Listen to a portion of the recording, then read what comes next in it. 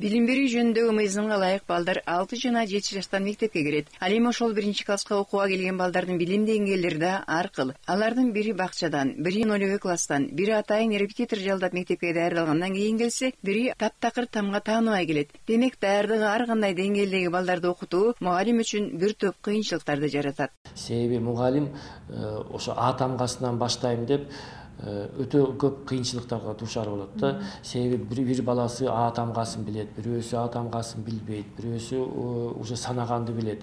Ана ошолордун баарын бир деңгээлге, бир программага дал келтирем деп мугалим кыйналып, анан ошол жерден айрым окуучулар мисалы сабакка көңүлдөрү жок болуп калат да. Мисалы сиз 10га чейин санаганды билип алып келсеңиз, башкасы нөлдөн баштаса, анан ал 10га чейин санагычакты уже убакыт өтөт да. Үйрөнгүчөктү. Анан ошондо бирөөсү кызыгып, бирөөсү сабакка кызыгуусу жоголуп кетип атат. Окутуунун мындай ыкмасын жактаган ата-энелер программаны кубануу менен кабыл алгандыктарын айтышат. Бул министрлик тараптан эң жакшы сунуш деп ойлойм. Себеби бала садиктен жанагындай даярдоо курсун өтпөй туруп 1-класска барганда баардыгы бир деңгээлде келет. А менин балдарым окуп атканда байкап атам, 1-класста сөзсүз эң жакшы окуганы, анан жаман окуганы. Жаман окуган балдар ошо боюнча артта калып кала беришет да. Жогорудагы айырмачылыктан улам бир деңгээлдеги балдарды бир класска топтоо окутуу адистердин айтуусунда окуучулардын психологиялык жактан туура калыптанышын шарттап, мугалимге да жеңилдик жаратат. Билим берүү жөнүндөгү мыйзам боюнча эми окуучуну 5,5 жаштан мектепке алганга шарт түзөлдү деп атабыз да. Бул жерде эми мына карабайсызбы, 11 жыл окушту азыркы система боюнча. Анан нулевой класс. Ошондо 11 менен нулевой ошо 12 болуп атат да. То есть буга чейин деле 12 жыл окуп келишкен.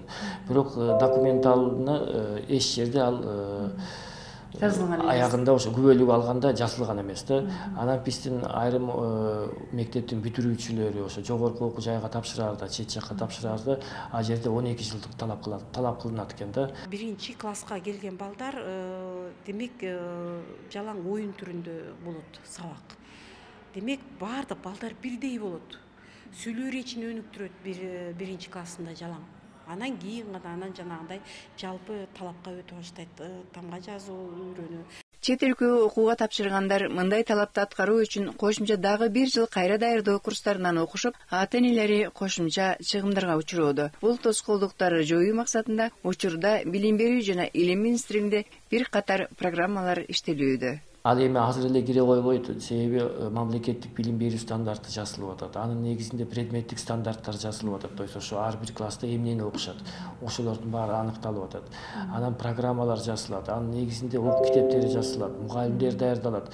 То есть бул өтө көп кырдуу процесс да. Мына ушунун баары даярдалгандан кийин гана билим берүү системасына киргизилет. Ал эми 1-класстар үчүн мектептерде орун жетиштүүбү? Министрликтин айтуусунда бул маселе эске алынып, ремонт талап кылынуучу, кайра салынуучу мектептердин тизмеси бүгүнкү күнгө чейин аныкталып, тиешелүү иш-аракеттер жүрүп жатат. Калия Карбекова, Нурсултан Осмонакунов, билим жаңылыктарына.